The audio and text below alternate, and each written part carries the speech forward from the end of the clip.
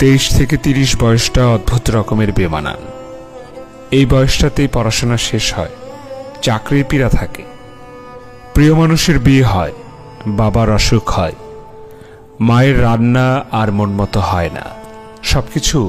সবকিছু কেমন যেন পানসে লাগে। কেউ উপদেশ দিলে সেটা কাটার মতো বিধে। সবকিছু থেকেও কিছু নেই মনে হয়। এই বয়সটাতে রাজ্যের যত চাপ একসঙ্গে মাথায় এসে ভর করে। প্রিয়জন ভালো লাগে না, বন্ধু ভালো লাগে না, সবকিছুই কেন যেন পরপর লাগে। হঠাৎ মন খারাপ হয়, কান্না পায়, মনে হয় পুরো পৃথিবীর বিপরীতে আমি এক ব্যর্থ সৈনিক। নিজের জীবন ছাড়া হারাবার যেন কিছুই বাকি নেই।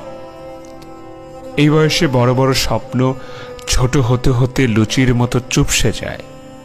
এই বয়সে বাবার সান্ত্বনা ভালো লাগে না, মায়ের আদর আর গায়ে মাখে না, প্রিয়জনদের উপদেশ করুণার মতো লাগে। এই বয়সে আবেগ দেখানো যায় না, জোরে হাসা যায় না, লোকসম্মুখে কাঁদা যায় না। সবকিছু ছাপিয়ে এই বয়সটা পার করা মানুষটি আর মানুষ থাকে না, একটা জীবন্ত মেশিন হয়ে যায়, যার আবেগ অনুভূতি পিষে ফেলে ভোরের প্রথম ট্রেন, যে ট্রেনে করেই আমরা ফিরি পরের স্টেশনে।